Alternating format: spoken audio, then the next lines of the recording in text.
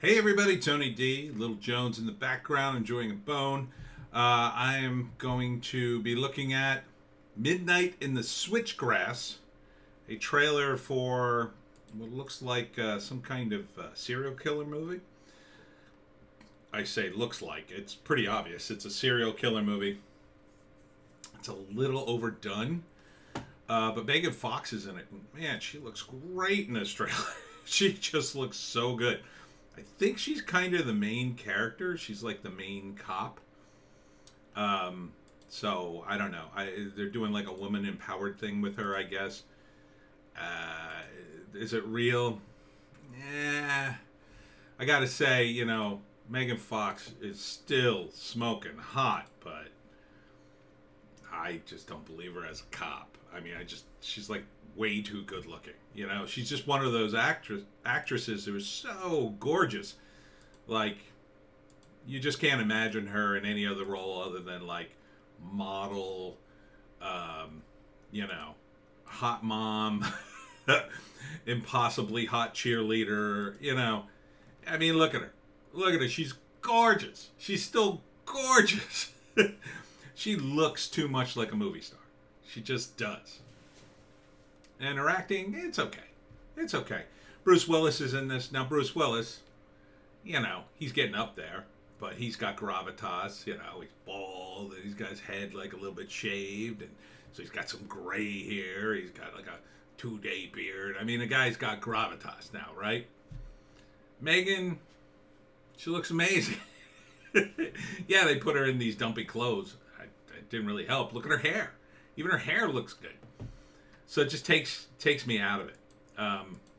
And when she dresses up for the role of a prostitute in order to capture a serial killer, like, she looks amazing. Emile Hirsch is in it, who's rebuilding his career. I think he got Me Too'd at one point. But anyhow, this is a cold case, serial killer, a trucker who kills women. I mean, it's boring. In my view, it's just boring. And then, they do the thing where she's pretending to be a prostitute and the guys are watching her. Everybody, all the brass, they don't care. They don't care about the prostitutes or a serial killer. No one cares. Oh, well, I got to protect these women. I got to do it. So, Megan Fox decides to pose and cozy up to the serial killer, and she had this earpiece and it falls out, and he captures her because he drugs her, and then it's about when is he going to kill her? When is Emile and Bruce Willis going to catch up to him to save her? Or is she going to save herself because she kicks ass in the beginning, and then she's trapped with another girl and says, he's going to kill you tonight. Do everything you can to get away. Yeah, I mean, that could be scary, but I'm really just not feeling it. Bruce Willis looks like he's acting pretty hard, and he even says in the trailer, "You're going to get me killed," which may be clunky foreshadowing, I'm not sure. And they already tell you who the killer is, so there's no mystery there. I think this trailer was a little too much of a giveaway. And here's the girl hiding behind the couch, and the old lady's protecting her. I don't know, and there's a pimp. I mean, I assume this is based on a book. Sounds like a book. I don't like the title. Silence of the Lambs, that to me, when you see the movie, I mean, by itself it didn't mean anything, but when you see the movie, boy, is, that phrase like important. I don't know if this doesn't feel like it is as important. And then they end it with this, with some girl discovering something and then hearing somebody, "Help me! Uncover killer July 23rd from Lionsgate." I mean, I hope it works. Full disclosure, I bought a Lionsgate stock because I heard they were being sold, and I thought, ooh, let me get a stock. Or a stonk, as they say. This is not a financial advice, by the way. But I gotta be honest. I mean, it doesn't look awful. It doesn't look awful. I mean, I'd almost see it to watch Megan Fox walk around. Quite frankly, I could watch Megan Fox for 90 minutes straight, just walking back and forth across the screen. Various poses, various outfits, smiling at me. That'd be there's your movie. But this, man, I don't know. I don't know. I maybe it's because I don't want to see her in that role, you know? And she's sort of done all the fun roles, and now she's trying to do something serious. I don't know. I just don't buy her in this role as a cop. It seems too easy, too B-movie, you know. You know, if they had a role for her, like, where instead of being a cop, like, she ran an escort service, and then the cops recruit her to find the killer, right? Because they're killing a bunch of her girls, and she wants to get back, and she ends up working with the cops in order to save, you know, get back at this sicko. Like, that I could believe.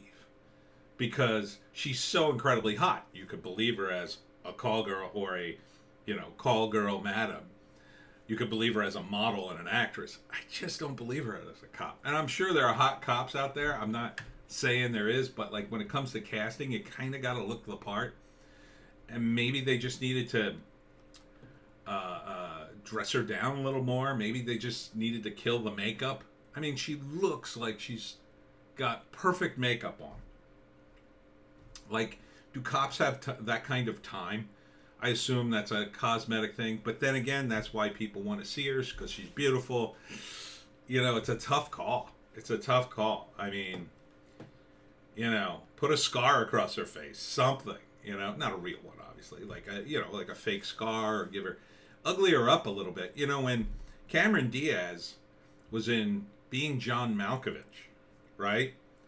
I didn't even recognize her until 2/3 away in the movie, and then I was like, oh my god, it's Cameron Diaz, because they had done such a good job of dumbing her down in terms of her look. Not dumb, but like, you know what I mean. She didn't look like Cameron Diaz at all. One of the things they did is they gave her a wig, and the wig gave her like frizzy, like brown hair, you know, instead of a hot blonde look. She looked totally different. And her face looked all puffy, and she looked very average. Even though, and this wasn't Cameron Diaz old. She hadn't gotten that old. Megan Fox looks dynamite in this. And I think that's a distraction, at least for me. Now, some people watch this and say, no. You know, especially if she's going to then pose as a prostitute and then get gussied up. It's like, she looks better I believe her as the prostitute. I just don't believe her as the cop. So, I don't know. Maybe it's good. I mean, Bruce Willis is in it. Emile Hirsch isn't bad. You know, I want to like it. I do. I own stock. But, you know, it's also the plot, too. It's like, how many times have we seen this? You know, what's the unique aspect here? You know, we've seen so many of these movies, and people are like way into the podcast, right? The true crime podcast, they dive down. So half the audience knows every little thing about serial killers. It's like, you know, and I've done my share of research on them and read about them. They're kind of all the same after a while. They're very scary, messed up people who, you know, few of them are super smart. Most of them are just very mentally disturbed, and they you know, the one they always talk about was he was killing women, and he was just really gearing up to kill his mother, and then he finally killed his mother, and he just sat there until the cops found him, and they said, why didn't you run? And he went, why? What was the point? Like, that's all he was doing. And so it's going to be hard to shock people, you know, with something like this. Still, a Silence of the Lambs era was still a little bit shocking. And Hannibal was an engaging kind of character, right? He was a different kind of serial killer. He was super smart serial killer. This guy just looks like a trucker who kills women. Is it that interesting? I don't think so. Just saying. So, Midnight in the Switchgrass is July 23rd. I assume it's in theaters. I mean, I hope it does well. I don't think it'll be awful. I mean, I don't think it'll be unwatchable. I think it'll be a pretty watchable movie. But I don't think you're going to be, like, shocked or super surprised. I think it'll be like, yeah, Okay, that was a movie. Anyhow, on to the next one. Oh, before I go, make sure you go to Bitchute and Rumble for the other two videos today. A Piney podcast for those of you waiting.